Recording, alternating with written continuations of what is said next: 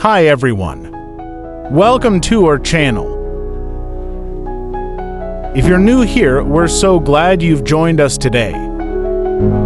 Before we dive into our devotional, I want to remind you, the world in which we live places great value on knowledge, but people don't always strive to know the most important things. The truth is you may be extremely knowledgeable about insects or stars or the sciences. You may be very wise about those sorts of things and people might really admire you for that knowledge. That's all well and good, but if you don't have the wisdom of God, you're missing the most important knowledge a man can ever hope to attain.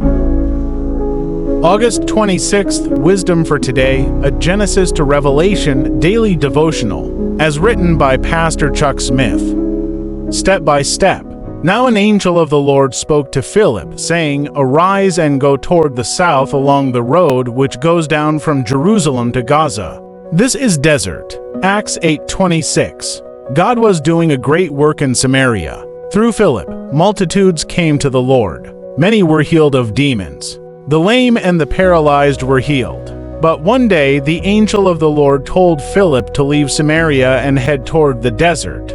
That seems like an illogical move. Why would God ask him to leave a place of such tremendous work and go to a desert area where there was likely no one around? Philip must have wondered what was in God's mind. But Scripture gives us no indication that he questioned God.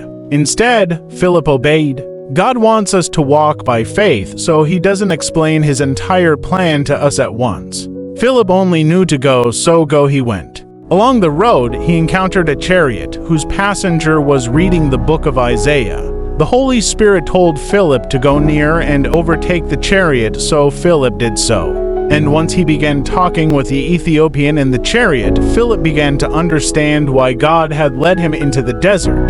The traveler Philip encountered was on a search for God, and Philip was privileged to share Jesus with him. God leads us step by step, one move of obedience and trust upon another.